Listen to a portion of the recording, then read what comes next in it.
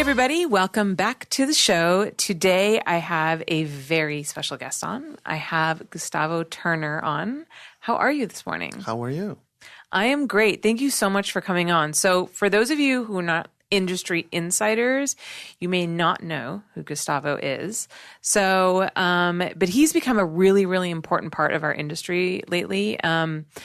He's a journalist at XBiz, and he's been doing reporting on stories in the adult industry in a way that I've honestly never seen before. I've been in the adult industry for over 20 years, and a lot of our journalism is press releases or fluff pieces on like how great this studio's doing or how awesome this director is. And I feel like I haven't really seen like real in-depth, serious investigative reporting until you came along. Do you feel like do you feel unique in that way?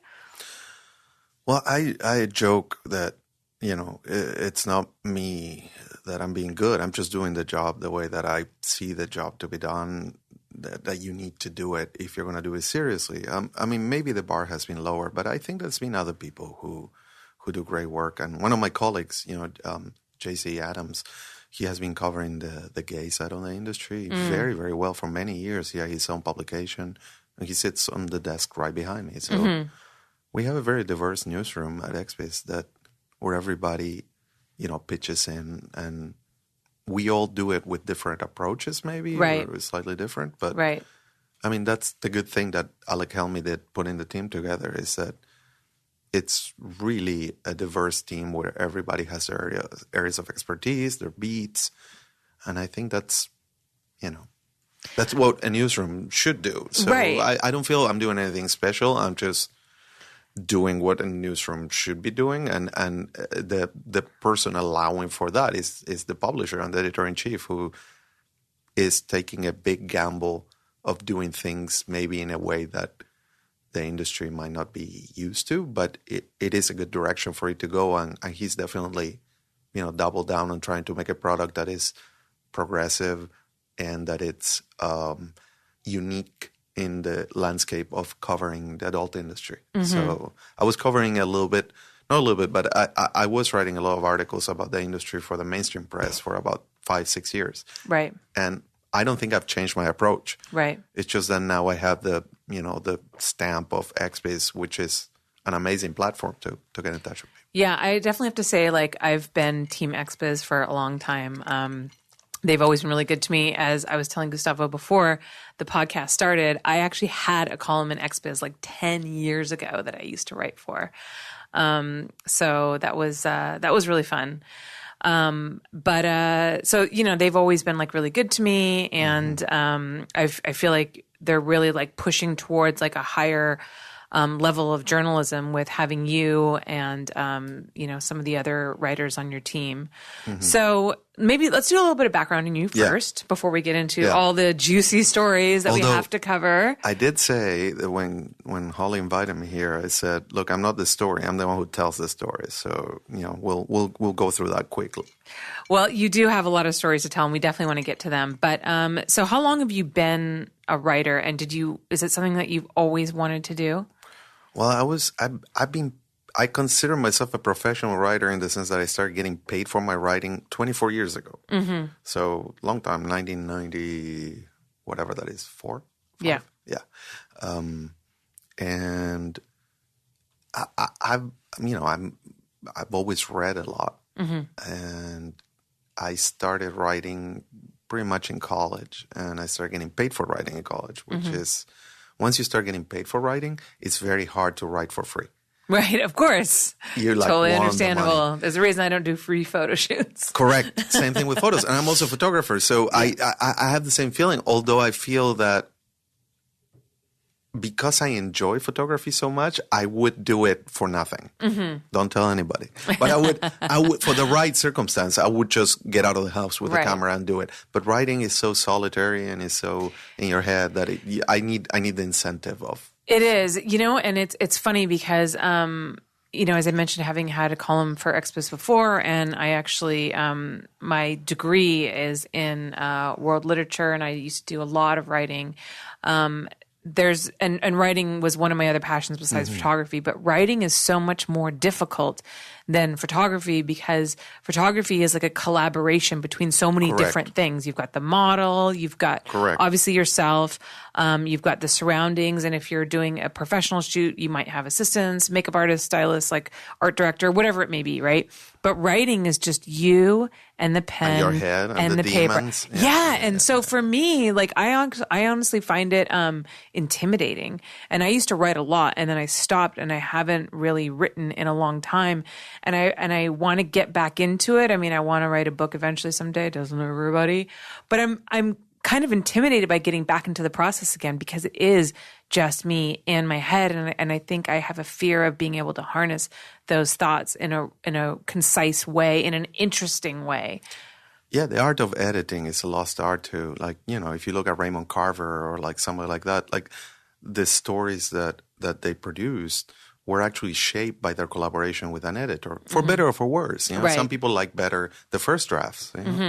But I think that in photography, one of the things that I really love about it, and if you let me, I would talk the whole podcast about photography because it's something I'm really passionate about. Right. I shoot black and white, and I shoot in a very particular style that I've developed that has very clear influences. I love 19th century photography, like really, really old photography. You can see the influence there right away. I love Stephen Shore. I love 60s fashion photography. So if you make a Venn diagram with very early photography, 1840s photography, and 1960s fashion photography, and then the snapshot kind of style of Stephen Shore, you are like, oh, that's how Gustavo shoots. But I think there are two types of photographers. One kind who would be, for example, David LaChapelle, they have an idea in their head, or Annie Leibovitz is a great example of that. They have an idea in their head. And a lot of porn photographers who take the shots for the box covers or the pretty girls are also that type of photographer. They tell the model, okay, arch yourself this way because they have something in their head and they're doing it. Right. The other type of photographer is what I do, which is let's just see what happens and let's have a collaboration between the model and photographer. And you capture things that are not necessarily more real, but that they have an intimacy that you can't get the other way. Yeah, so Nan Goldin is like that, and Diane Arbus is like that. Kind of like reportage photography. Like you're not really manipulating the environment to create what you think there should be. No. You're capturing what is there. And I agree with you. This is a completely different kind of photography. And it's a kind of photography that I really admire and I love. I actually have a friend who does that. He does like a lot of street photography. Yeah, street photography. And he's amazing. And his stuff is amazing, but he's painfully shy. He could never direct a model, the way that I do. But his style is clearly so different than mine. And and I grew up in such a way, of directing models, and I'm such a control freak. I feel like I could never shoot the way that he shoots. I could only shoot a staged, prepared, very specific thing. Like And you're amazing at it. Thank you. Like your work is. Thank you. But I do agree with you. There's two entirely different mediums of photography that work for two entirely different kinds of people. So I don't think necessarily because you're a good photographer at one thing that you could actually do. I don't believe that I would be good at, say, what sounds like your style of photography is. You know what I'm saying? So it's interesting. I have my niche and that works for me, but I really can't. I don't feel like I can venture out of it so much. So I was talking to a director of photography for adult, and I showed him one of my pictures. And I'm a big fan of printing, and in fact. If there is a PSA in this podcast, is that people should print their phone photos. Like there's going to be generations that don't have pictures of their children or their pets or their loved ones because that's going to vanish at some point. That's going to get corrupted. That's going to get, tampered with by the cloud. You need to print your photos. Your grandchildren need to find a copy of the photo. It's so funny that you say that because, I've always been obsessed with photos ever since I was a kid. And I counted them the other day. I have 12 photo albums from when I was in elementary school all the way through high school, all the way through college. I printed all the photos I ever took of anybody I want to see that I was friends with. And I just have these a huge closet full of photo albums. And I stored everything. I mean, anybody that I was ever friends with, I have pictures of us. But when was the last time that you printed a picture from your phone? Only to frame into like if I'm giving someone a gift. I don't do it anymore. Right. I know. And part of the reason I actually put stuff up on like Facebook is even to just have like an album online that like I can access photos. But I do store my pictures onto hard drives, and I do like label them. So I still do it a little bit, but no way in the meticulous way that I did when I was younger. But think about all the models who had used their Instagram page for keeping records of what party they went to, what their pet was doing, like that they personalized their Instagram page. And suddenly Facebook, the owner company of Instagram, decided that they're not, they're going to be deleted with one keystroke. Yeah. And they have no appeal, and they have, no explanation that is clear to them as to why they're having that deleted. This is an excellent segue into the first topic that I wanted to bring up, one of the stories that you're working on, which is the Instagram dilemma for people in the adult industry. There's definitely a bias there, and there's been sweeping deletions of adult stars' Instagram, and you've been reporting on it. So can you maybe tell us a little bit about that story and what you've discovered? Yeah, by the time you listen to this, I mean, the people who are listening to it on Patreon right now, they're getting a scoop in a sense. You're getting exclusive. Exclusive. Holly Randall exclusive. But the people listening to this, when it gets put out as a podcast, the article would have come out, in the next. So make sure you go to xbiz.com and read it. Yep, and look at the little search function and put Instagram there, and then you'll find it. So basically, what's been happening is what I call the perfect storm. So there is 3 separate elements that are conspiring to create this situation that affects sex workers on Instagram. Right. The first element of this is it's a massive campaign that is being waged by religious and right-wing organizations to try to redefine what porn means. And there is a lot of money being dumped into that at a very high level. And this has a lot to do with the Trump administration tax cuts, which has freed up a lot of money from a few families in the U.S. who happen to be extremely wealthy, extremely conservative, and extremely religious. If you want somebody to symbolize this, you can think about Betsy DeVos, for example, her family, or similar families that operate at that billionaire echelon.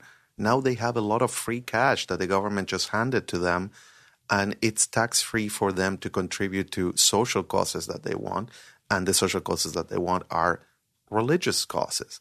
And so you get them getting that enormous tax cut, then using that money to give to organizations that are lying to the public. These are organizations whose agenda is to create a culture where sex is something forbidden and dirty and bad, all kinds of sex, and women's bodies are under control of religious principles. That is their agenda. Now, they know that if they came out and said, we think porn is evil and we want to control women's bodies, nobody would support them. Right. So you got to frame it in a much more digestible way.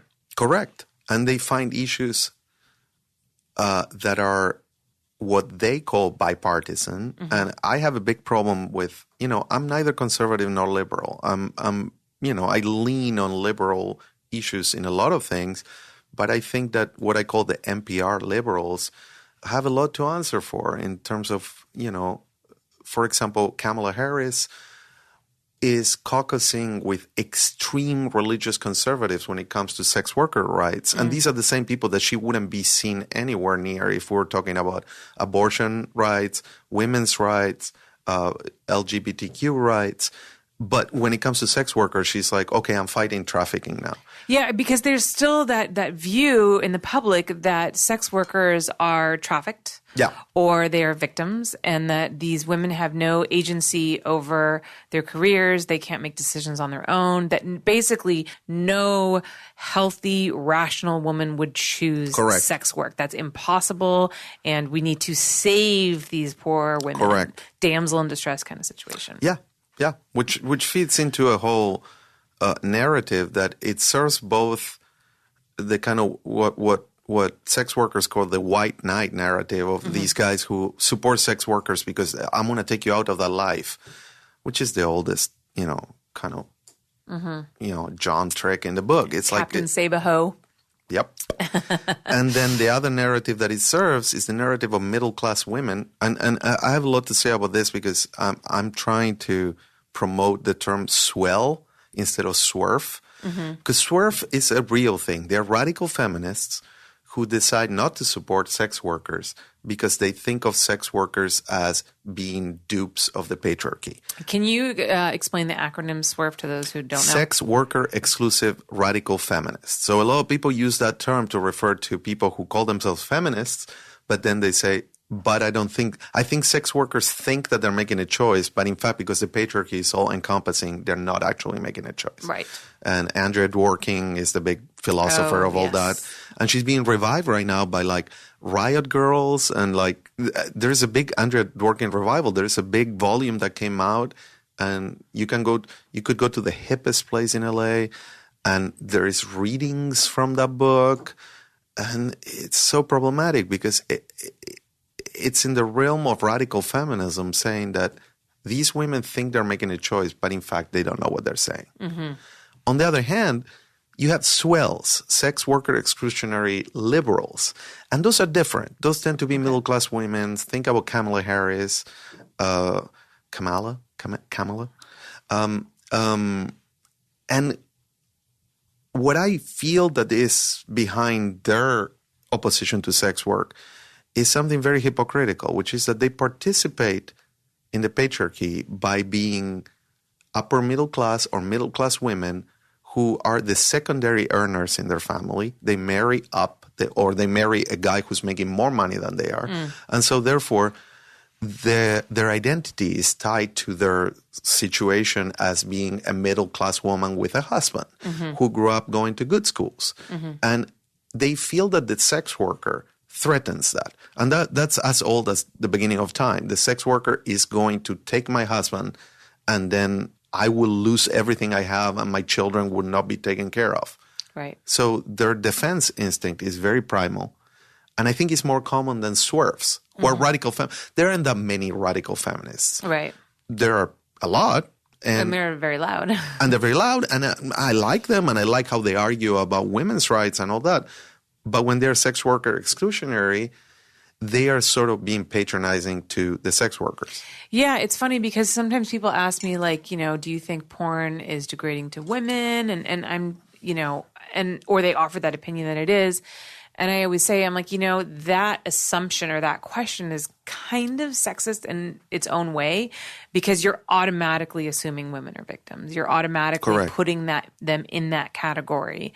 You don't ever hear people questioning whether or not male porn stars are being degraded. No. We have to save the male porn stars, because they're considered men and so therefore they can make their own decisions and it's kind of cool to be like fuck a bunch of chicks, Unless they make the decision to be bisexual, in which case they are demonized as much as the other sex workers. Right. Yeah. I mean, and actually, I've talked to a couple of bisexual performers, and they say they get it from both ends, from the gay side and the straight side. Yeah. Because the gay side is like, well, you're not really gay, and then the straight side is, well, you're not really straight. Because you got to pick one side or the other, right? You can't possibly. Same thing with biracial. Biracial performers have the same problem. Yeah. They get it from both sides. They get it from people who are like, you're not black enough, and the people who are like, well, you are too black to be in. Not be in an interracial category. Yeah, I just had Ricky Johnson on. We talked about that. Ricky Johnson, Xander Corvus. Which, by the way, I had no idea that Xander Corvus had a black father. I was so surprised because he looks extremely white. Okay, Ricky Johnson, Xander Corvus, small hands, and Barack Obama have in common that they're biracial people. That one parent is classified as being one race, the other parent is classified as being another race. And biracial people are more problematic to racists than anything else. A racist can look, Donald Trump can get along with, with Mike Tyson because he's like, oh, that's a black guy. But if you put Barack Obama in front of him, his brain just explodes because he's the result of that thing he said that should never happen. Yeah, because we so desperately need to stereotype and categorize people and put them in these neat little pigeonholes so we can figure out exactly what we want to think about you and what we want to assume about you and your family and your background and your past and your future and all of that. And I understand people who make IR content because they're business people. Right. And they're like, well, this converts. This makes money. Yeah. And they're giving jobs to a lot of people who maybe otherwise wouldn't get them. That is absolutely true. When I've had some male African-American performers on, it's a difficult question to ask them about, if they think that there's racism in the adult industry, because even if they do, they have to be careful about what they say because they can't be like, I hate interracial porn. I wish there wasn't any. Yeah. I'm sick of being fetishized as a black man, because those are the jobs that they're getting, and they don't want to lose their income and their jobs. I think that what Ricky Johnson and Xander did when they had that conversation on Twitter a couple of weeks ago is so brave. Right. I mean, Xander Corvus said something that is, though to be fair, they're both under contract with a big company. But that's good. They're using the privilege to bring up a good conversation. Yes, I think that's great. That is true. And Xander said something that to me is like, it's so brilliant. He said, my parents are not a taboo. Mm-hmm. It's just putting in one line. Yeah. And it's like, okay, let's have that conversation. Right. I'm all for that. I think Twitter is great because it allows a voice to a lot of people. Right. Yeah. Yes, I agree with you. Okay, so we've totally got off on a tangent, but it was a really good tangents. one, and I'm glad we did. Okay, so I'm chewing ice on the microphone, which is So back to the Instagram war. Yeah. Okay, so perfect storm. Mm-hmm. There are three elements. Mm-hmm. Element number one is this massive, deliberate conservative/religious campaign. Actually, I hate using the word conservative because these people are radicals. They're radical fanatics with a religious ideology who think that women are subservient to men, women's bodies are something to be controlled, and sex is a bad and dirty thing. Mm-hmm. That's what they believe. Mm-hmm. If you ask them, that's what they'll tell you. Yes. So they're trying to sell a fake public health crisis around porn, and they start with Utah because it's easier to get things passed in Utah. So they now got a bunch of states agreeing on a phony public health crisis about porn. There's lots of public health crises in America right now, but porn is not one of them. Right. And so they start with that, and then they also use another strategy, which is to say that all of porn is identical to the trafficking of humans and the trafficking of children. Mm-hmm. So with those two things, they go to Kamala Harris and they go, I mean, these people, I can give you addresses in Washington, D.C. where they have lobbies who make appointments with Congress people and they show them PowerPoint presentation with some poor trafficked person who is obviously extremely traumatized. Mm-hmm. And then at the end, they're like, well, this is just exactly the same as this porn stuff that is going on and we need to ban it. Right. So number one, you have a climate where religious fanatics have a lot of money and they're using it. Mm-hmm. Number two, you have a culture in Silicon Valley that is secretive, that it's in over their head in terms of what scope their platforms have. Mm-hmm. So they operate at a worldwide level, but they're subject to laws in specific places, but they're too big to fail. And people can sue them for anything. So they've become, the internet was supposed to be this open utopian thing, and now it's just this exclusively closed up thing. Mm-hmm. And so you have a secretive Silicon Valley culture that also is peopled by a bunch of engineers, which is a profession that tends to skew extremely male, extremely middle class. And so what you have is not a diverse representation in their workforce. You have a culture that supports kinds of misogyny where a sex worker is seen as a stripper you hire for a birthday party, not as somebody you can have a conversation with. Mm. And the third element is psychopaths and small-time crooks. So when you have the other two things and you don't protect sex workers in your platforms, they're going to be prey of psychopaths like this Omid person that has been targeting sex workers obsessively, or people who say, oh, if you give me $400, I can get your account back up. Those are small-time crooks. So it's basically the digital version of Jack the Ripper or the Zodiac Killer, some psychopath who's obsessed with controlling sex workers. And then you also have the digital version of a pimp, somebody who says, yeah, you can do sex work, but $400 of the money that you make on sex work is coming to me. Wow. That's really interesting. I've never heard anybody break it down like that, but I absolutely see what you're talking about. That's what's happening. That's what's happening. And I've been talking to Instagram directly. And the Instagram representatives are they're not waging a campaign against sex workers, but because they won't admit the problem that they have, because they're worried about lawsuits and they're worried about the fact that their business functions worldwide.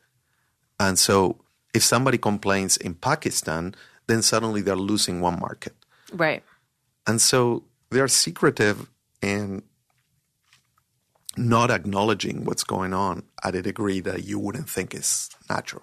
So do you think that a lot of these deletions are happening because people are reporting these people constantly? Or I also read somewhere that it's something about some kind of algorithm or some kind of scanning thing that Instagram has. And if something appears to fit whatever algorithm they have for inappropriate content, it's just an automatic deletion? Or does nobody really know why this is happening? Do you like The Wizard of Oz? Sure. Okay, the word algorithm is the wizard. Okay. It's something that people who are versed in tech or are in the tech industries or run platforms would deploy that word when they don't want to tell you what's actually going on. So you're like, oh, it's the algorithm. You won't understand. Yeah, because I don't even really understand what correct. algorithms are. And so I just hear they're responsible for everything that makes us mad. Right. And it's not true. I mean, like when I talk to Instagram, I said, so walk me, like as a journalist, the most basic question you can ask a person is like, walk me or talk to me like I'm a 5-year-old through what happens when I press this button. Do it. I would do that for somebody, I drive a car, but I don't understand what happens when I press the brake button. So if I was going to write an article about it, I would talk to a mechanic and say, okay, I do this, then what happens? Right. I asked Facebook, what happens if somebody reports something? I'm saying Facebook because Facebook has swallowed up Instagram right now. So it's like the same company. Yeah. And they're like, well, when somebody reports, it goes to one of 15,000 people we have worldwide. Wow. Human beings. So that's not an algorithm. Okay. It's a human being who's like looking at the report and say, okay, this person has been reported. What's the merit of this? Now I said, wait, when you have 15,000 people, so doesn't it depend on who it falls to? They're like, no, because they don't make independent decisions. They have a decision tree. Okay. And so they're like, if there is a nipple, is it a male nipple? Then it's okay. It's a female nipple? It's not okay. They go through the whole. And then does it go up a level to somebody above them and then they make a decision? No. They make the decision. So I said... So the individual person does make the decision. But based on a common policy. So what Instagram and Facebook told me is that they are highly trained. I'm like, who trains them? And they're like, well, we have a training program and there is an oversight program. I said, okay, so who trains the oversight people and who trains these people? And they're like, well, we have a committee here in Palo Alto where we come up with the training materials. And then I asked, who is in that committee? Are there ethicists in that committee? Is it just engineers? And they're like, well, I'll get back to you on that. So when you go back and you say, okay, how are these decisions? Why is a male nipple okay and a female nipple is not okay? Right. Who is making that decisions? Right. They freeze if you ask that question. But the thing is, too, is that people's accounts will get deleted. I mean, I know girls that are so careful about what they post, and they are not posting nipples. I know the girls that are even afraid to post cleavage, not posting anything inappropriate, and they still get deleted. I mean, I know girls who've had pictures of like their dogs deleted. Well, imagine this scenario. You're one of these 15,000 people. Right. You have a lot of power.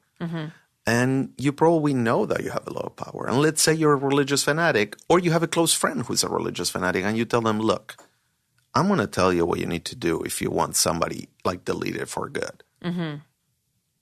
And if you couple that with people who are like, I know the inside track to get the account put back up. Mm-hmm.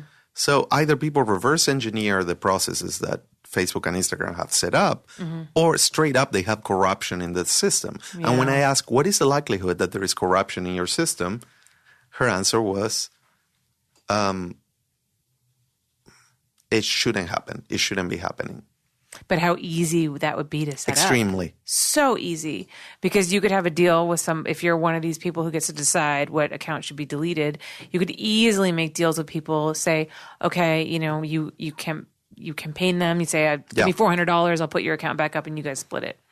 I mean, and also in moral terms, in ethical terms, when right. you do the lowest common denominator theory, like right. let's just lower this down to the easiest thing, then you end up with surreal, bizarre things like the latest F8 conference where Facebook presents their products. And the one that happened last month, they had this French woman step in and say, oh, we now are going to have a crush system. You're going to figure out who's your crush. So they're talking about sexuality and human connections at the level of a 12-year-old from 1962. Wow. It's like, and you hear this woman and you're like, who are you talking to? Yeah. Like, who is your demographic right now? Right. And the problem is that this whole kind of bias and stigma against adult industry people and sex workers is like the last acceptable bias to have. Correct. Because if something like this was happening to like people of Correct. color or Correct. anything like that, maybe different gender identifications, or it would be, obviously horrific, and it would be. And people take notice of that. But it's like if you're a sex worker, then like you have no support. No. And nobody wants to fight for you. No. And that's why it's great that there are organizations like the Sex Workers Outreach Project or activists. And Twitter is a great platform because Twitter right now is the Wild West. And so you can actually Twitter, because the owner, creator of Twitter is such a complex guy. That Jack guy is very, very complex. Zuckerberg is not complex at all. But Jack from Twitter definitely is somebody who's allowing a lot of conversations to happen in there. On all sides. And so it's great that people can actually have these conversations. Yeah, I definitely feel like there's been a lot. I mean, as much as like social media has been a bad thing in one sense, it's been a great thing in another sense. And there's like all kinds of interesting discussions that have happened on Twitter that I think have been really productive, as much as there's been ones that have been counterproductive. But it is a great platform for the exchanging of ideas. I think so. And I met people in the press who are maybe of an older generation, and they say, oh, I don't do Twitter. And I'm like, that's insane. That's like a musician saying, I don't play electric instruments. Yeah. It's like, it is the thing that is driving the conversation right now. Right. And it's just full of drama and unnecessary stuff, but that's up to you to engage with that or not engage with that. Right. Do you think that anything's going to change? In what sense? In the sense of adults performers and people in the adult industry having a safe platform on Instagram or Twitter. Do you think that we're just slowly getting squeezed and shut out? I think there's a bigger battle right now, and I think that what you need to bear in mind is that the side that thinks that any expression of sexuality or any expression of female autonomy over their own bodies is wrong, that side is spending a lot of money. And it's lobbying politicians and it's doing all these things. So I think more adult performers need to start paying attention to all these resolutions declaring porn a public health crisis, because that's the first step to creating a ghetto. Right. And the ultimate goal is not to destroy the sex industry, but is to put it in their place. And once you create, that's why when a lot of performers say, oh, let's create our own Instagram, that's never going to happen. But what you can create is a ghetto, which is like an area where only sex workers are allowed, the red light district. And you know what happens in red light districts? You get the mob moving in, controlling your income. You get the cops coming in and like hunting you like prey. And so that's not a solution because that's not what the internet was supposed to be. Right. That's going back and saying, okay, you have the wholesome internet, and then you have the red light internet where people The dark web. Yeah. That's crazy. And that's what because ultimately what I think is happening is that the internet started as a military weapon in the days of DARPANET. Then in the 80s, it became this kind of Burning Man cool thing where like everything was going to be okay. People could have their fetishes. And then it became monetized. So people are like, okay, how do we make money about this? Mm-hmm. And now it's going through the phase where it's starting to replicate the outside world. Mm-hmm. So you get digital pimps, digital shakedown artists, extortion, psychopaths like Omid. If you read Omid, and I did it so that you don't have to, I read every single post that he wrote. Mm-hmm. And that guy is a controlling person. Notice that he wants sex workers to be out of Instagram, but he doesn't care if they're on Twitter. Because the whole point is not their sexuality. The whole point is that he controls them like a puppet. Interesting. Sick man. And I'm sure that the internet didn't exist, he would be like Jack the Ripper or the Zodiac Killer. Yeah.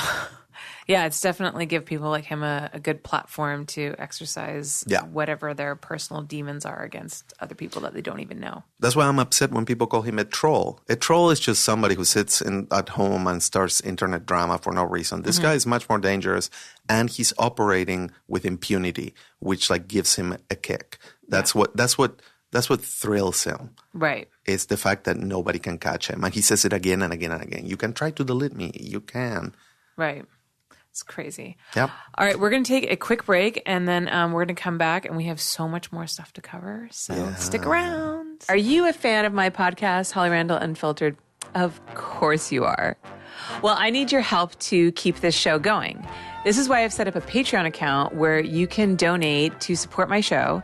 And in exchange, you can be eligible for all kinds of cool, fun perks and prizes, which include autographed DVDs and books. See, guys, she's actually signing shit. Free membership passwords to my website, hollyrandall.com, free mugs, pens, shirts, bags, all kinds of really cool stuff. So take care of me, and I will take care of you. I will not only be able to continue to produce this podcast with really awesome, inspiring content about your favorite adult stars, but I will also give back to you in terms of all the cool, fun perks and prizes that we offer. So please support me at patreon.com/HollyRandallUnfiltered. And thank you guys so much for your support. I could not do this without you. All right, we are back. So one of the things that people were asking me on Twitter when I told them that you were coming on the show was if you had any more news on the death of Violet Rain. I don't at this point, and that is the news. The news is that I don't, because I was expecting to have some. Okay, so for those people who are listening and don't know who she is or don't know the story, can you tell everybody what happened? This happened the first week that I was on the job, so it was like one of you came onto XBiz, right? And like all these horrible things happened. Yeah, it wasn't my fault. I don't think there is synchronicity there, but like the day that I started working was the day that it was announced that Bill Bailey had died. And so sad. That guy was such a sweetheart. Yeah, and people all over the world, in Mexico and in England, were writing lies about the way that he had died. I know, and that's the thing is that people like love to speculate over the deaths of other people, and then it just gives rise to all these ridiculous rumors that get fed through social media, and then it's just so much nonsense. So, that's why we so appreciate you doing the responsible journalism that you do and really looking into these stories and finding out the truth. Well, the next step is actually getting Google to stop shadow banning the adult press. Because if you go and look up Mercedes Carrera, which is a case that I've been following, or Bill Bailey, you're going to get like random sexist blogs from England on the search, and you don't get my articles. That's crazy. Yeah. So, and I want to talk about Mercedes as well, but first let's cover Violet Rain. Violet Rain. Okay, so Violet Rain was a young performer from Arizona, moved into the industry about a year ago, was quite successful. She was, I believe, 19 years old, 20 years old. She was very young, moved in after high school, got an agency, started working, moved to a model house. Typical story of girls who come in at that age here. And then earlier this year, around January, she just, like the same as middle-class kids get to experiment in college. Yeah. These girls come from a different background, and they come here, and they're really college age, except that they're not protected by a university, and they're not protected by campus police. So when they're experimenting in the real world, they're actually in LA. They're actually in Hollywood. And they're doing nothing different than what girls do who are upper middle class who go to a university. Oh, yeah. I mean, but they're not protected. I did so much drugs in like high school and college. I mean, sure. I experimented with almost everything. Sure. And so she was like a normal 19-year-old kid who happened to be in the sex industry and who didn't have access to those things because of family situations, because of money.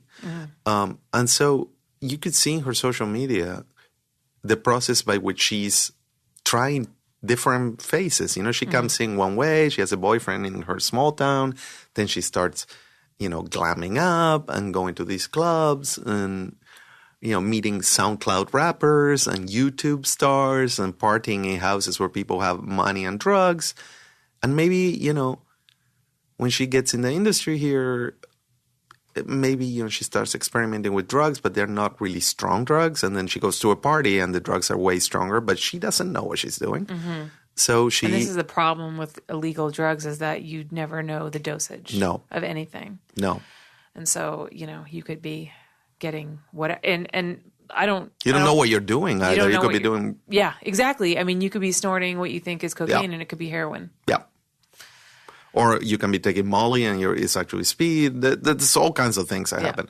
So this girl, what we know, the facts of the case is that on a Sunday night she went out, and on a Monday morning somebody dropped her off at a hospital in Boyle Heights, which is an area that is sort of far from where a lot of the clubs are. Yeah. And she fell into a coma. And then one of the industry blogs reported that she had died, when in fact she hadn't. She was hanging on. She was in a coma. Her family came in from Arizona. They unplugged the machines. She survived that. And then a few days later, she died. And so there was a police investigation. And while she was in a coma, she wasn't technically a victim of, a foul play death. But they were looking into it. And there was a cop from that area looking into it. And then a lot of rumors started going around that she had been at a party and it was either at a club or a private home. Eventually, what the cops started thinking about was that she went to a club in West Hollywood, and after that, she went to a house party in Pasadena, which is unusual because it's not a place where, generally people in the Valley party in the Valley or in Hollywood. Right. And Pasadena is pretty far from Boyle Heights. So the cops were working under the hypothesis that what killed her was the drive between Pasadena and Boyle Heights. So if they had taken her to a hospital closer to Pasadena, she would have survived. Call 911. Right. I mean, if you call 911, they would have. Because the person dropped her off anonymously, right? But they found that person who dropped her off, and that person said, "I don't know what you're talking about." He didn't collaborate with the police. Don't they have his? I mean, how did they find him? Did they have video of him dropping her off? Do they have his license plate? Do you know? My sources haven't told me that, but the police interviewed that man and couldn't hold him. Okay, so they must have not had the proper evidence to hold him. No, he said he dropped her off, but then when they asked him, where was she before, he would say, well, am I free to go? Oh, okay. So the place where she OD'd, right, and we still don't know because of HIPAA, the law that says that you can't have public records. And also the autopsy, I've been trying to follow it, and it's been delayed many times, weirdly enough. So I have contacted the police investigator, the detective that was in charge of this, every week for the last 2 months. Right. And he has stopped getting back to me. Right.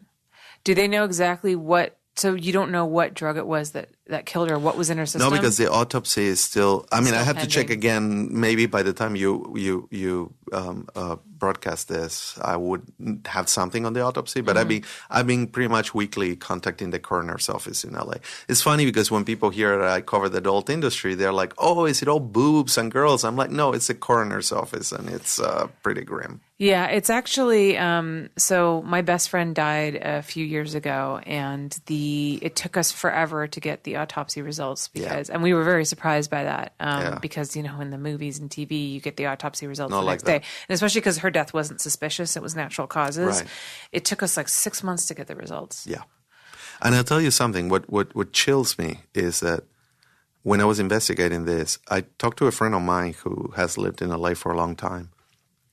And she said, Gustavo, people are fascinated with the Black Dahlia case because they like the costumes and they like film noir. But in Los Angeles, there is a Black Dahlia every week. Wow, that's profound. Oh, my God. So speaking of grim news, let's move on to the Mercedes Carrera case, which was a huge shock and created such an explosive diatribe on Twitter. Yeah. And, that was, for me, I'm still like, I have a really hard time with it. I had Mercedes on this podcast. I liked her a lot. I worked with her a couple of times. And the only reason that I even knew she had a daughter was because before our podcast, I asked her, as I've asked you, is there anything that you don't want to talk about, you don't want to bring up? She says, I don't want to talk about my daughter because I keep that separate, and I was like, totally understandable. I've had plenty of guests who have kids who don't want to talk about that, right? So we never went near that topic. So she and her husband were arrested for... Well, here, let me have you tell the details of the case because I feel like you will probably explain them in a much better way than I will. Well, the only reason why I would explain in a better way is that because I've compiled all the legal information and I had to train myself on, a very specific venue where they're being tried, which is San Bernardino County, which is very different from Los Angeles. My boyfriend works in law, and he was like, you may as well be in a red state over there. Yes, that's what everybody says. So conservative. That's like the worst place for this to have occurred for them. And I've actually, I went a few times over there, and I have to say the first article I wrote, I stand by everything I wrote, but you can tell that I was in a little bit of culture shock. And I told them that, like, in the intervening time, I say, well, that article was a little heavy-handed on the town and the county because I'm coming from LA. I'm coming from the east side of LA, which is particularly progressive. And I land there, and it's like being in a different universe. It's a place where, like, military and cops are worshipped and never disbelieved in any way, where people are very they say they're libertarian, but they have this total hard-on for authority figures. Like it's very strange. Having said that, it's a diverse place, and there's lots of people. The people who work at the public defender's office, a lot of them are the progressive-leaning people in those towns. So, right. It's an interesting place, but I did have culture shock when I wrote the first article, and you can tell that from the article. And I'm not going to rewrite it because I believe that each piece of my writing reflects the time when I was writing it. Right. So I'll acknowledge that, I don't think any writing is completely unbiased. I think you can try to present different points of view. Right. That's where I was at. Right. So they were charged. So basically what happened is that they were going about their lives until January 31st. And they didn't have any reason to believe that this was coming. And in early February, I think February 1st, the cops barged into the house and arrested them and put them in the West Valley Detention Center where they are sitting until this day. That's February 1st. Today we're May 20th. So for March, April, May, 3.5 months. They've been sitting there. These were people who were very attached. They have a very peculiar very tight relationship, and they haven't like seen each other outside of court for 3 months and a half now. Mm-hmm. She hasn't seen her daughter for 3 months and a half. Mm-hmm. And so the first thing that struck me is that I didn't think she was getting her constitutional rights about having a fair trial served. She had been assigned a public defender who wasn't meeting with her. So that first article, people perceived that to be very, quote-unquote, pro-Mercedes. I think we should also, too, explain to people, because there might be some people who are listening to this podcast who don't know what she was charged with. So she was charged with... So the police came in. This is what happened. The Mercedes has a daughter who is about 9 or 10 years old. She has joint custody with a man that she says she never married. I haven't been able to check out her actual marriage status because Mercedes says that guy, she refers to the guy as the child's father, and she refers to Jason, who's her main partner, as my husband. I haven't been able to certify that that's actually accurate. Okay. And a lot of the problems we cover in the Mercedes story is that a lot of the things that she says about herself is not verifiable. Okay. Okay? She also has, her legal name is fairly common. Right. So it's hard to, whenever somebody has a legal name that is fairly common, it's hard to, do the rabbit hole investigation that I generally do. In any case, they were at home, police came in, and the way they came in is that she was supposed to get her daughter back from a visit, like a time where the father had her. Mm-hmm. And the police called her from downstairs. And when she came down, the father texted her from downstairs. When she came down to get her daughter, suddenly all these cops come into the house and start questioning them and taking all their hard drives where she's done her adult content and all that. And eventually they were charged with 9 charges, 7 of which are of a sexual nature. One is about possession of narcotics, and one is about possession of firearms. Mm-hmm. So 7 sex charges. Regarding specifying to her daughter? No. In the charges, they don't specify anything. So wait. Okay, hold on. Mm-hmm. I thought that the charges were, like, they don't mention the daughter. Isn't there, like, digital penetration? Okay. So you have to get into the nitty-gritty of the legal system. And for some people, this is fascinating. And I definitely had to, like, parse it very carefully. But when you get arrested, cops need a search warrant based on something. And then they're going in to find more evidence. After they gather all that, then they hand that over to the DA, and the DA draws up the charges. Right. In this case, what's interesting is that the cops, when they gather all their evidence, then they put out a press release where her mugshot and the mugshot of her husband. Right, and the press release was completely inaccurate in so many ways. The press release doesn't match what the DA said. Right. And I've interviewed the cop twice, and I have not been able to get in touch with the DA, but there is a discrepancy there. Well, first of all, they named her husband the wrong name. They named Jay. They named another photographer, director in the industry who is not the same person. So that was like a huge misstep. I feel that at this point we're talking very inside baseball, and we're talking to people who are familiar with the case. So if you're not familiar with the case, go to xbits.com and look up Mercedes Carrera on the search button, and you're going to get the 4 or 5 articles I've written on the subject. Yeah. And you can get a background on this. But basically, if I'm trying to explain this to somebody who doesn't know it, Mercedes was a performer, had been around for about 5 years. Her husband or partner, Jason, they lived together. They were creating a lot of content in their house. Mm-hmm. They had a website called Operation MILF, where they were trying to combine veterans who wanted to be in the adult industry to shoot with her. Right. And on February 1st, they were both arrested, and there was, on February 4th or 5th, they put out a press release saying, with their mugshots, saying that they had been arrested for sexual molestation, and then they also said drugs and guns charges. Right. The 7 sexual molestation charges, 6 are of molestation. 1 is of penetration, which is the highest thing you can be accused of in sex crimes. Right. They identify a date for the beginning of this, which is around July 4th, 2017. When they say that this activity started? Okay. And then the cops said that their activity went on for a few months, but the DA said that it kept going on until now. And I can't tell why there is that discrepancy. I actually pointed that out to the public defender who hadn't looked at that. Yeah. And so the short version of the story is that nobody got Mercedes' point of view until a month later when I went in, a month and a half later, when I went in and interviewed her in prison.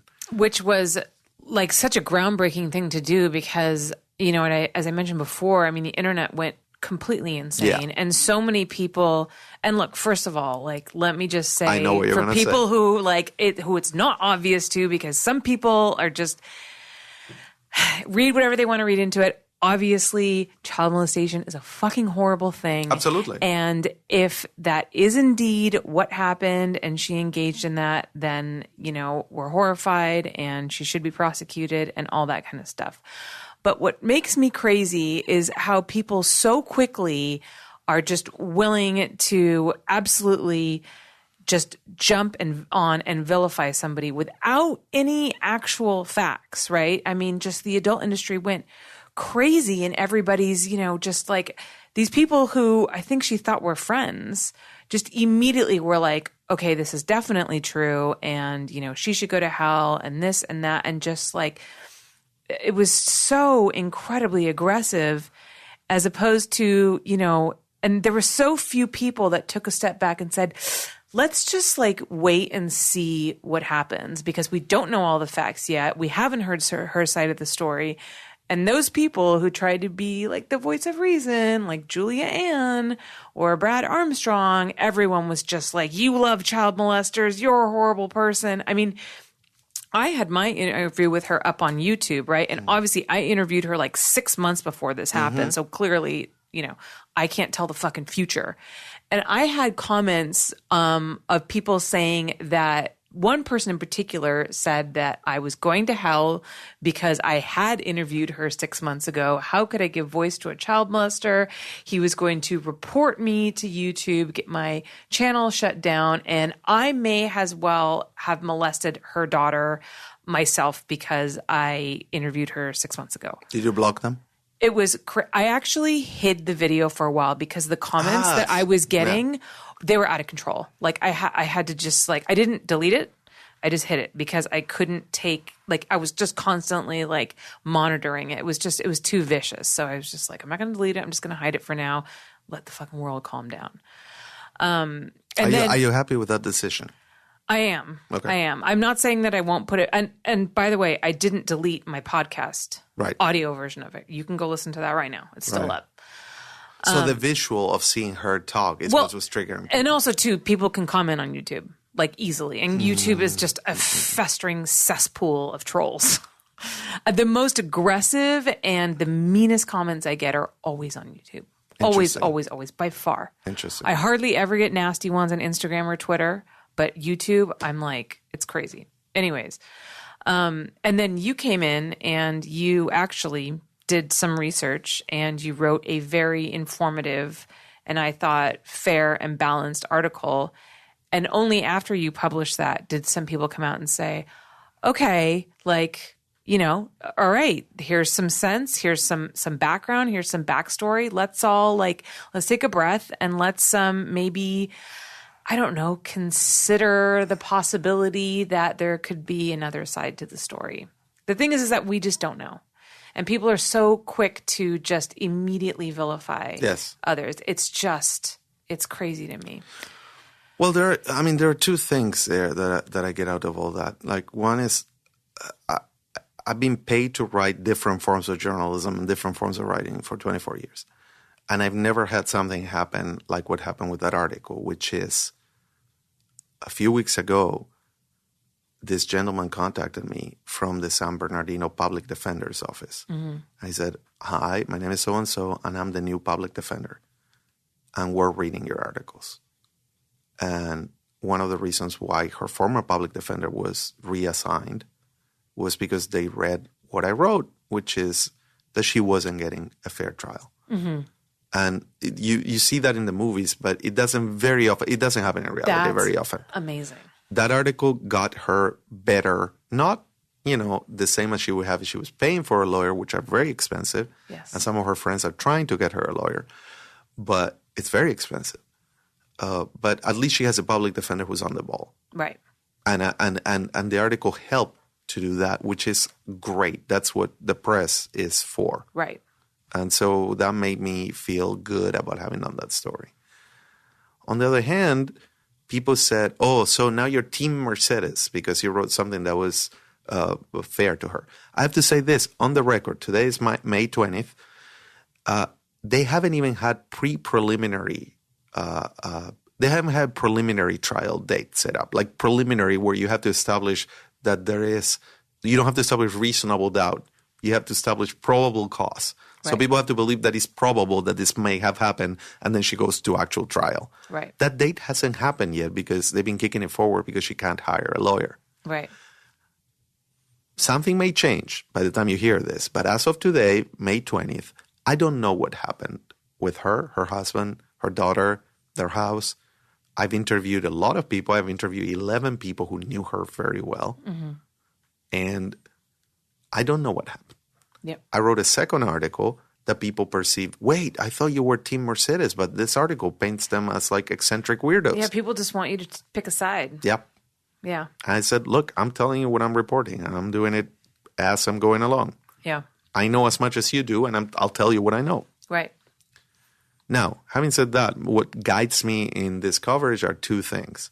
One is the welfare of the child. There is a child who's a living human being who's living this life, and she needs to be protected. And if it's dangerous for her to be with a father that put her mom in jail under false pretenses, that needs to come out.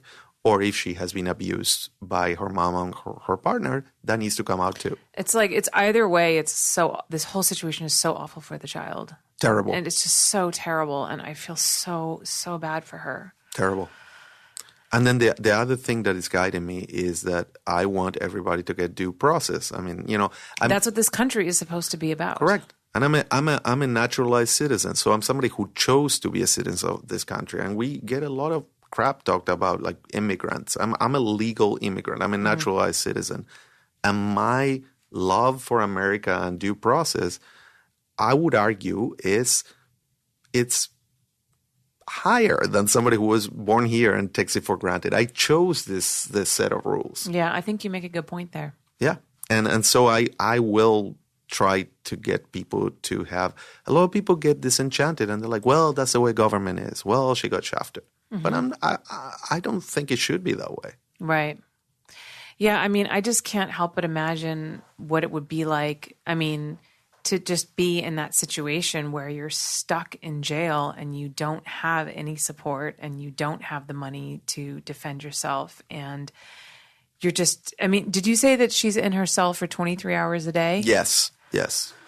I mean, it's just unfathomable. And she's wearing a uniform that points her out as like a special kind of prisoner. So all the prisoners are wearing orange, like in Orange is the New Black. But she and her husband or her partner, they wear green. Right. And the other prisoners know that the green people are like people who are baby killers or whatever. And they like target them for harassment. Jesus Christ. And she's been living that reality for 3.5 months. That's just so crazy. Now, one of the things that a lot of people brought up is that she was held without bail. Yes. And why do you think that is? And some people argued it was because they had substantial evidence to keep her in there without bail. Do you think that is true? Or that depends on the venue. So in San Bernardino, they love cops. They'll believe anything a cop says. Okay. So I talked to the policeman twice. He was very nice. Everybody that I interacted with over there was very nice, except for the first public defender, who I believe is a guy who started off with like liberal leanings and then got ground down by the job. Yeah, I can imagine. And he was not doing a good job, and he was being complicit in her not getting a fair trial. So I'm glad he's gone.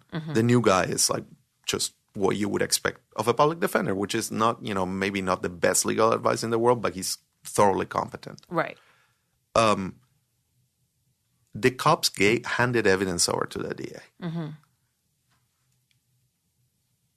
That evidence, I would say, I have to be careful because I like to be accurate, but I think, as a reporter, think that includes video evidence of some kind. They did seem to allude to that in the press release. When they got those hard drives, and so I asked the cop 2 questions not that long ago, maybe a few weeks ago. I said, do you still think there are other victims? And he says, yes. Oh, Jesus. And then I said, do you still think after 3 months and a half that you have enough evidence to convict them of the charges as charged? Meaning a lot of people in the industry say, well, what if like maybe the kid can be seen in a BTS, like she wasn't guarded from whenever they were shooting in the house or whatever. Right. That's not what the charges say. The charges say straight up molestation. And the cop said, yes. Now I talked to several attorneys who have tried cases over there, and they're like, yeah, cops will always say yes. Well, and cops are trained to just answer to journalists like, absolutely, 100%. Yeah, I suppose a cop isn't going to, admit that he's not really quite sure, and they may have, balls this whole thing up, and maybe they made a mistake. I mean, I guess that's what a trial is for. They're not used to this level of scrutiny. I can tell you that much, and especially from an outlet that is from Los Angeles, they're not used to that. They're used to running their own press, their own cops, their own courthouse. Right. Do you feel that they've been receptive to you, or do you feel like you've been stonewalled a lot? No, neither. I think they're welcoming the fact that they're playing fairly with the press the way that they would play with other people, but they're a little bit shocked that people are paying attention because, again, sex workers are thought to be disposable, and like if you go after one, nobody will stand up for them, and definitely not somebody who would spend. XBIS has been paying for my gas and for like all the expenses of going there. You have to invest on journalism to get good journalism. You can't do it from Twitter. Right. And they weren't expecting that at all. Do you have a personal opinion at all at what happened? No. No. And that's, I think that's bad for them, for Jason and Mercedes, because they would want me to say, absolutely no, it didn't happen. But I really don't know. There is enough troubling stuff about the last 6 months before that just makes me say, well, if I could interview 11 people who paint a certain kind of picture, a DA with a subpoena could interview more people than that, or even those people. So the 11 people that you interviewed weren't necessarily positive interviews vouching for her. You can read my second article, and then you can make up your mind. Okay. Yeah, it's so hard to say because it's like on one hand, I, like so many other people, want to believe that it's not true for several reasons. Obviously, mostly for the child, because you never want to imagine that a child was subjected to anything like that. That's so horrible. And then, secondly, as a person, from what I knew of Mercedes, I liked her. And she seemed to be, an intelligent girl. I thought she was a good representation for our industry. But, the truth is I don't really know her. Mercedes is a very interesting character because if this situation had happened to anybody else, it would be a different story. But Mercedes is a creature of Twitter. Mercedes was invented by Twitter. Mm-hmm. Mercedes came into the industry in 2014, and within 3 months, she had created a charity, had started getting mainstream press as a porn star. Mm-hmm. Now, if you're in the business, if you have 4 scenes, she shot a lot in the first couple of months, but she had like 4 scenes out by the time when she was trying to get press from Vice and BuzzFeed as a porn star. Mm-hmm. And the main reason is because she looks like the stereotype of what mainstream thinks a porn star is. Mm-hmm. She came in older into the industry, and she was like a ready-made MILF. She like came in like she never went through a starlet phase. Mm-hmm. And then here's what I found that is super interesting. When you do the timeline, she comes in 2014. Now, people have short political memories, but in 2014, that was the midterm election in the middle of the second Obama administration, and there was a huge propaganda campaign to discredit liberals, particularly on the internet. And the main proposition of that campaign was something called Gamergate. Right. Now, 2 months before, Mercedes had given an interview saying that she was not interested in games, that somebody was just showing them to her, and like that was not her thing, really. We're talking about gaming like video games. Yes. Okay. And so 2 months later, she becomes like the poster porn star for like the right-leaning gamers on the internet. Mm-hmm. And so her attempt to project herself as a big figure was problematic from the beginning. And Gamergate was based on her saying, look, not all porn stars are progressive. Look, I'm libertarian. I'm a bleeding heart libertarian. And just projecting herself as a controversial Twitter figure. Right. And I think that was part of her undoing on Twitter. I agree. I think a lot of people who, were already arguing with her because she liked to, be controversial on Twitter and she liked to debate with people on Twitter. And I think the people that she argued with were just, out for blood the minute this news came out. I mean, it was, for them, it proved everything that they already had thought about her. But when I look at her statements very closely, you can't find anything that is like a political commitment other than the fact that she loved cops and she loved soldiers. That's the one through thing in the whole thing. Yes. But other than that, she's not an ideologue. She's not particularly conservative. She's not particularly libertarian in the strict sense of the word. Mm-hmm. She's more like, I am going to be the pinup girl for the right wing. Mm-hmm. And she got it. She, for better or worse. Yeah. I mean, I don't know. The whole thing is just so crazy. And I guess all any of us can do is just wait and see, what shakes out. And have you ever served on a jury? Oh, God, no. You should. No, thank you. It's a good experience. No. I mean, I've done jury duty, but I've never been selected. No, you should. If you can. Well, it's not up to me to get selected anyways. Well, if you can take a few days and just serve on one, it's a very healthy experience as a citizen because you actually realize that juries are not that dumb. Yeah. Like they really, there is a consensus that can be formed there that it's actually people, want to do a good job when they're. Well, I mean, that's the thing. That's why it's so easy to get out of jury duty because, if you could just say you're too busy or you got too big of a business or you could just smart your way out of it, then you'd only have the unemployed and the idiotic on a jury and you don't want that. So the government is very good at making sure that it's like impossible to get out of jury duty because believe me, I have tried.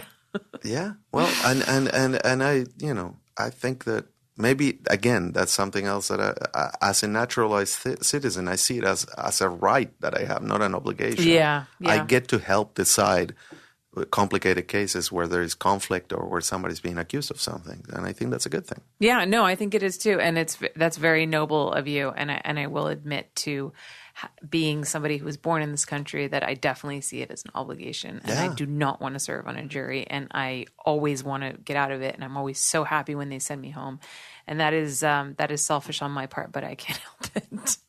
You learn a lot about the process, and if you can picture yourself on the other side of the process, you say, what if I'm wrongly accused of something? You want somebody like you or me on the jury.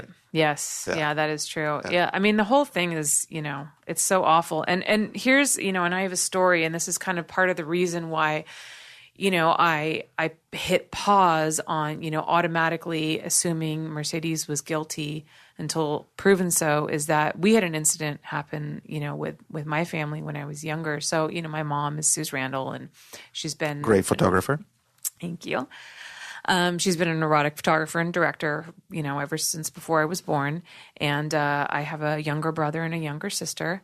And once when my sister's the youngest, when she was still a minor, some hysterical neighbor or somebody who, didn't like my mom or didn't like what she did for a living, whatever it was, called social services on us, saying that my mom was shooting porn in the house in front of my underage sister. Of course, completely untrue. But social services had to come out. They had to come investigate, and they did interview my sister and they interviewed my mom. They saw that it was clearly a completely bogus claim, and they left, and we never heard anything else about it because it was totally untrue. But I mean, just the accusation was just horrific. Yeah. And so I'm just saying that stuff like that does happen. Whether or not it happened in this Mercedes case, we just don't know. I'm, not saying that she's guilty or she's innocent. I really don't know. But my only thing is that I would just caution people to just pause and just wait until, the evidence comes out and that, she, like every other American, should have a fair trial. And follow the case. I mean, this is not a plug, I swear, but follow the case on XBiz, because I will go there to every hearing and I will report what it's actually legally happening. And you're not going to get that from the mainstream press. No, and it's been such a godsend what you've been doing, because, you've really brought some real like sensibility into it and some rationality that was sorely needed, because people were just jumping to all kinds of conclusions and there was so much misinformation going out there. And it's so important, to really try to get behind what's actually happening. And I think so. Responsible reporting is so important. And, I thank you. And I know a lot of other people in the adult industry, thank you as well. But I couldn't do it without the platform of XBiz. I mean, like, they're really what Alec Helmy and the whole team are doing right now is they're stepping into unknown territory, because they're committed to try to differentiate XBiz in the market of news about adult as something that does this, and it does cost money and time. I have other duties that are much more mundane in the office. Mm-hmm. And I thank my coworkers. I work with Zoe Tamara, who is like she's a great features writer and a reporter too, and JC Adams and Ariana Rodriguez, who does all the sexual health products, and Alejandro Freixas, who is a fantastic features writer, and the print magazine that we do, which is a luxury, it wouldn't happen without Alejandro. It can't happen. He's the only person who can actually put that together. Mm-hmm. And then we have Steven Yagalowicz, who has been in the industry for a long time, and he covers all the technical aspects. And then Mo Helmy does the award events. I love awards. Everybody loves Mo. I love Mo. Everybody loves Mo. Hi, Mo. Mo, you my man. Yep. Everybody loves Mo. There should be a sitcom. But I found in the office somebody made a mug with Mo's face. I want a Mo mug. Everybody does, and he's so mortified because he hates that. But like people want a Kickstarter for the Mo mug. So if you're listening to this podcast, just tweet that you want the Mo mug for Christmas. He would love that. Everybody gets one for Christmas. Yep. Swag. Mo swag. Well, I mean, what XBiz is doing is really great. I mean, adult industry press has for so long, like I said, at the beginning of the podcast, been either press releases or fluff pieces and all of these kind of unpleasant stories, which are, pervasive in every single industry. We are far from perfect. Usually get swept under the rug because it doesn't look good. And then you get like these blog sites, with these kind of, rogue bloggers taking on these stories, and that's all you get. But like the mainstream adult media press, like XBiz, those they would never touch those stories. So it's really great that they are. I'm not against the blogs. I know they're annoying to a lot of people, and they are self-consciously annoying. But the problem was that there wasn't anything to check them against. Like with the Violet Rain story, one of the blog sites said she's dead. Yeah. And I went in. I actually went to the hospital. I went to Ball Heights, and I figured out, well, no, she's in a coma. Yeah. But they serve a purpose because they tend to gather a lot of gossip and rumors that sometimes have a basis on truth. And so if you can have a real journalistic operation checking them, I'm actually friendly with some of the people who write for those blogs. Mm-hmm.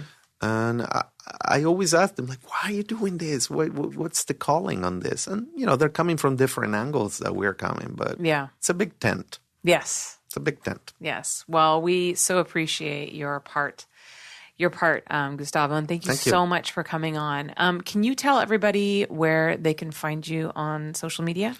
Okay. So my work Twitter is Gustavo XBiz, Gustavo XBIZ, and that's my work Twitter. And then my Instagram, where you can see some of my photos that I've been talking about, is Gustavo Turner, all one word.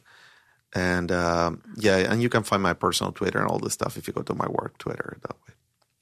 And make sure that you guys go to xbiz.com to read all of his articles. He's been covering so many different topics, and you can find all of the backstory on the Mercedes story that we spoke about, the Violet Rain story, the Instagram situation, the public health crisis. There's so much going on in the industry right now, and you've been covering it in such a amazing fashion. There is an exclusive interview that is coming out tomorrow, and so maybe... So by the time this podcast comes out, it'll be out already. Yeah, and it's one of the most interesting pieces that I've been working on about a different subject that concerns an adult performer who has been out of the industry for a while and is facing some discrimination right now. Oh, wow. Yeah. All right. Can't wait. It's a good piece.